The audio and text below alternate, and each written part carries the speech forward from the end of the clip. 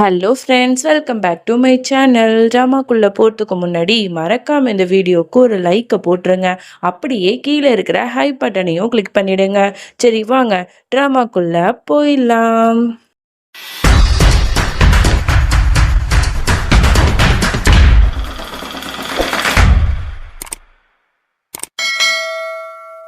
Starting சீன்லயே நேகாவை தான் காட்டுறாங்க. அவ ரொம்பவே வருத்தப்பட்டு அழுதுட்டு இருக்கா. யாரோ ஒருத்தவங்கள்ட்ட கதறி கதறி அழுது பேசிட்டு இருக்கா. சித்தார்த் என்னை ஏமாத்திட்டாரு, இனிமே நான் என்ன பண்ண போறேன்னு தெரியல அப்படின்னு சொல்லிட்டு அதோட அந்த சீனை கட் பண்ணா இங்க நம்மளோட சித்தார்த்தை காட்டுறாங்க. அவ ரொம்பவே சோகமா ரூம்ல இருக்கா. அப்ப ரோஹிணி ஒரு மாதிரி நிக்கிறா. என்னாச்சுமா அப்படிங்கிற மாதிரி கேட்கிறா. இல்லைங்க, நம்மளோட லைஃப்ல நிறைய பிரச்சனை நடந்துருச்சு. நான் கடவுள்கிட்ட வேண்டிட்டு வந்தேன். அப்ப யாரோ என்னை மர்மமா ஃபாலோ பண்ற மாதிரியே எனக்கு இருந்துச்சு. எனக்கு ரொம்ப பயமா இருக்குங்க அப்படிங்கிற மாதிரிலாம் சொல்லும்போது உடனே அவன் ஆறுதல் சொல்லிட்டு இருக்கான். அப்பதான் அவன் சொல்றான், நம்ம 2 பேரும் மறுபடியும் கல்யாணம் பண்ணிக்கலாமா அப்படிங்கிற மாதிரி கேட்கும்போது அதுக்கு சித்தார்த்தமே ஓகேன்னு சொல்லி அவளை ஹக் பண்ணிக்கிறான். அவளுக்கு ரொம்ப சந்தோஷமா இருக்கு. இங்க அப்படியே நம்மளோட சீமாவை தான் காட்டுறாங்க. சீமா தன்னோட குழந்தைய பார்த்துட்டு இருக்கா. அப்ப கரெக்டா அந்த இடத்துக்கு ரோகிணி அக்கா, உங்களுக்கு தெரியுமா, நான் சித்தார்த்திட்ட பேசிட்டேன். கூடிய சீக்கிரம் நாங்க நாளைக்கே கல்யாணம் பண்ணிக்கலான்னு இருக்கிறோம்க்கா அப்படிங்கிற மாதிரி சொல்லும்போது சீமாக்குமே ரொம்ப சந்தோஷமா தான் இருக்கு. நல்லதுமா அப்படிங்கிற மாதிரிலாம் சொல்லிட்டு இருக்கா. அதோட போனதுக்கு அப்புறம் இவ ரொம்ப சந்தோஷமா இருக்கா. அந்த நேகா நடுவில் பிரச்சனை பண்ணாம இருந்தா சரி அப்படிங்கிற மாதிரிலாம் இவ மனசுல நினைச்சிட்டு இருக்கா. தன்னோட குழந்தையும் தூங்க வச்சுட்டு தன்னோட புருஷ பிரேம்காக வெயிட் பண்ணிட்டு இருக்கா. மணி 12 மணிக்கு மேல ஆயிடுது. அதுக்கப்புறம் தான் யாரோ ஒருத்தவங்க வர மாதிரி காட்டுறாங்க. யாருன்னு பார்த்தா அது நம்மளோட பிரேம் தான்.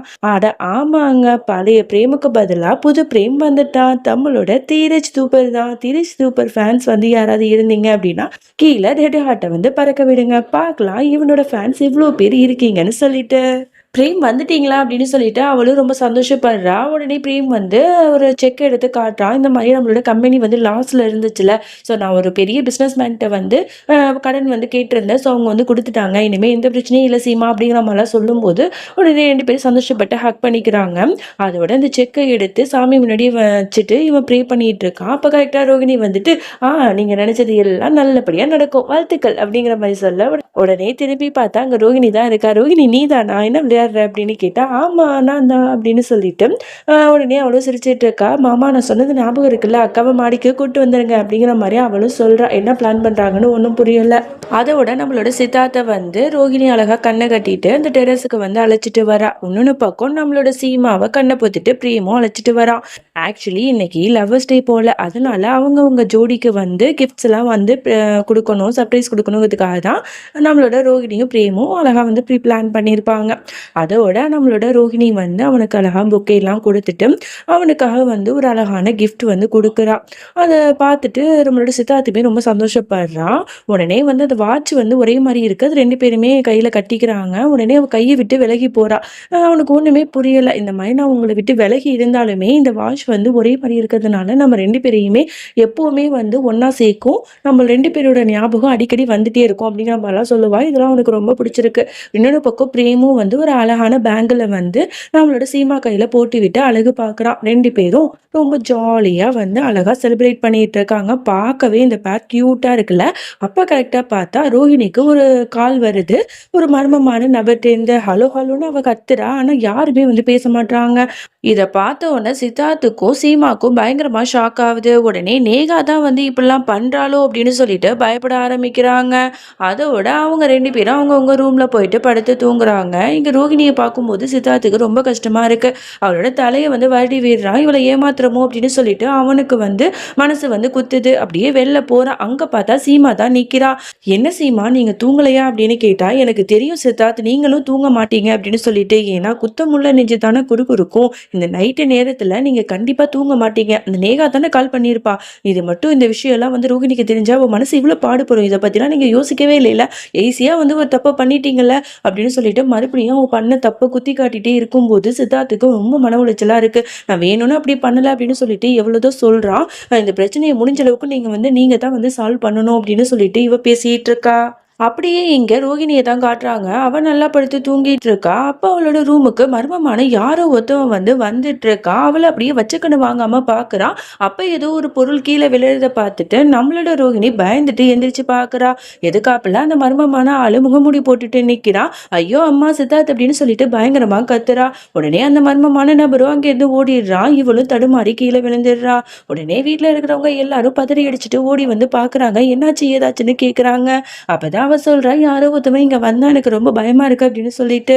அப்ப அந்த இடத்துக்கு சீமாவும் வந்துடுறா. என்னம்மா ஆச்சுன்னு கேட்டா, எனக்கு ரொம்ப பயமா இருக்குக்கா, என்னை விட்டு போவாதீங்க அப்படின்னு சொல்லிட்டு பயமா சொல்லிட்டு இருக்கா. அப்ப வந்து கரெக்டா சசி அந்த இடத்துக்கு வந்து ரொம்ப வாய்க்கு வந்த மாதிரி பேசுறா. இந்த நைட்டு நேரத்துல இவ்வளவு பாதுகாப்பு இருக்கிற இந்த வீட்டுல யார் வர போறா? இவ எப்ப பார்த்தாலும் ஏதாவது ஒண்ணு கிடக்க ஒண்ணு சொல்லிட்டு தான் இருப்பா அப்படின்னு சொல்லிட்டு ரொம்ப திமிரா பேசிட்டு இருக்கா. அப்புறம் வீட்டுல இருக்கிறவங்க எல்லாரும் சேர்ந்து சசியை வந்து கண்ணா பின்னான்னு திட்டுறாங்க. பாட்டிக்கு கோவம் வந்து, இந்த பாரு உன்னோட லிமிட்டோட இருந்துக்க, தேவையில்லாத விஷயத்துல நீ தலையிடாத, ஒழுங்கு மதம் இங்க போ அப்படின்னு சொல்லிட்டு அவளை விரட்டி விடுறாங்க. அப்ப நம்மளோட ரோகிணி சொல்றா, அழுதுகிட்டே நான் உண்மையை தான் சொல்றேன், ஐ திங்க் அது வேலுவா இருக்கும்போ எனக்கு ரொம்ப பயமா இருக்கு அப்படின்னு சொல்லிட்டு அலறா. உடனே வீட்டுல இருக்கிறவங்க எல்லாரும் நீ ஒன்னும் கவலைப்படாத, நாங்க தேடி பாக்குறோம் அப்படின்னு சொல்லிட்டு ஆம்பளைங்க எல்லாரும் ஒன்னா சேர்ந்து தேட ஆரம்பிக்கிறாங்க. ஆனா யாருமே இல்லை.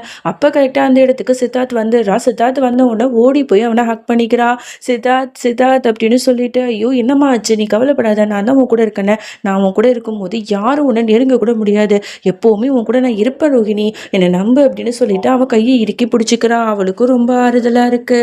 அதோட அடுத்த நாள் ஆகுது. இங்க மொத்த பரத்வாஜ் ஃபேமிலியுமே வந்து பூஜை ரூம்ல தான் வந்து சாமி கும்பிட்டு இருக்காங்க. அப்ப நம்மளோட சீமா, பிரேம், ரோகிணி, சித்தார்த் எல்லாரும் ஜோடியா வராங்க. உடனே பாட்டி வந்து அழகா அவங்களுக்குலாம் ஒரு அழகான சாரியை கிஃப்ட் பண்றாங்க. அது மட்டும் இல்லாம இன்னைக்கு தான் சித்தார்த்துக்கும் ரோகிணிக்கும் மறுபடியும் கல்யாணம் ஆக போகுது போல. ஸோ அதனால வந்து கிளம்ப சொல்றாங்க எல்லாரும் வாழ்த்திட்டு. உடனே நம்மளோட ரோகிணியும் அழகா போயிட்டு கிளம்பிட்டு இருக்கா. பார்க்கறதுக்கு அவ்வளோ பிரிட்டியா இருக்கா. அப்ப கரெக்டா அந்த இடத்துக்கு சித்தார்த் வந்து அவளுக்கு வந்து ஹெல்ப் பண்ணிட்டு இருக்கான் ஜுவல்ஸ் எல்லாம் போடுறதுக்கு. அப்ப ரெண்டு பேரும் ரொம்ப ரொமான்டிக்கா பேசிக்கிறாங்க. ஒருத்தருக்கு ஒருத்தர் அவங்களோட கையை இறுக்கமா பொறிச்சுக்கிறாங்க. பாக்குறதுக்கு நீ ரொம்ப அழகா இருக்க ரோகிணி, என்னோட கண்ணை பற்றும் அப்படிங்கிற மாதிரிலாம் அவ சொல்ல, என்னோட சித்தார்த்தை விடவா நான் அழகா இருக்கேன் அப்படின்னு அவளும் சிரிச்சுட்டு சொல்றா. பாக்கிறதுக்கு இந்த பேர் அவ்வளோ கியூட்டா இருக்குல்ல. அப்புறம் அவளோட ப்ளவுஸில் இருக்கிற அந்த நாட் எல்லாத்தையுமே அழகாக போட்டு விடுவா. ரொம்ப ரொமான்டிக்காக இருக்கும். அப்போ வந்து அவளோட வளையல் வந்து கீழே விழுந்து உடஞ்சிருது. இதை பார்த்த சித்தார்த்துக்கு ஒரு மாதிரி ஷாக்காக இருக்கு. இதை பார்க்குற நம்மளோட ரோகிணி பெருசாக எடுத்துக்காம அவள் நார்மலாக தான் இருக்கா. ஆனால் சீமாவுக்கு ஒரு மாதிரி இருக்கு. இந்த சுப காரிய அன்னைக்கு வந்து இந்த மாதிரி ஒரு அபசகுணமான ஒரு விஷயம் நடக்குது, ஏதோ தப்பாக நடந்துடுமா அப்படின்னு சொல்லிட்டு அவளும் பயப்பட்டுட்டு தான் இருக்கா. அதை விட இங்கே சீமா வந்து ரோகிணியை பார்த்துட்டு, என்னோட கண்ணை பற்று ரோகிணி, எவ்வளோ அழகா இருக்க தெரியுமா, நீயும் சித்தார்த்தும் எப்பவுமே ஒன்னா இருக்கணும் அப்படிங்கிற மாதிரிலாம் சொல்லிட்டு இருப்பா. இங்க அப்படியே நேகாவை காட்டினா அவ வந்து சித்தார்த்தா அவளும் ஒன்னா அந்த போட்டோஸை பார்த்து அப்படியே ஏங்கிட்டு இருக்கா. உடனே என்ன நினைச்சான்னு தெரியல, சீமாக்கு கால் பண்றா. உடனே சீமாவும் நர்வஸ் ஆகி தனியா நின்று பேசிட்டு இருக்கா.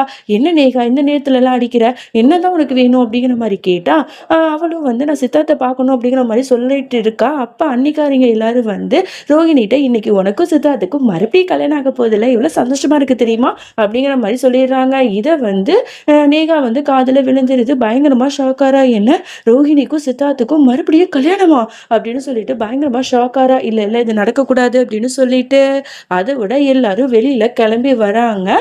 அப்பதான் வந்து சொல்றாங்க அண்ணங்காரங்கெல்லாம், சித்தார்த் நீ வந்து என்னோட கார்ல தான் வரணும், எப்படியும் நீயும் ரோஹிணியும் ஒன்னா கல்யாணம் பண்ணி ஒன்னா தானே இருக்க போறீங்க, இப்ப உங்களை நாங்க கொஞ்சம் பிரிச்சு வைக்கிறோம், கொஞ்ச நேரத்துக்கு தான், வா வா அப்படின்னு சொல்லிட்டு ரோஹிணியையும் சித்தார்த்தையும் தனித்தனி கார்ல போசுறாங்க. அப்புறம் அவங்க ரெண்டு பேரோட கையை வந்து அப்படியே வந்து பிரிஞ்சு போகுது. ஸோ இது வந்து நிரந்தரமா வந்து பிரிய போகுது அப்படின்னு சொல்லிட்டு பாவம் அவங்க ரெண்டு பேருக்கும் அப்ப தெரிய வாய்ப்பில்லை. இதுக்கப்புறம் வர எபிசோட்ஸ் பயங்கர இன்ட்ரெஸ்டிங்கா இருக்கும். அதனால வெயிட் பண்ணி பாருங்க. பாய்.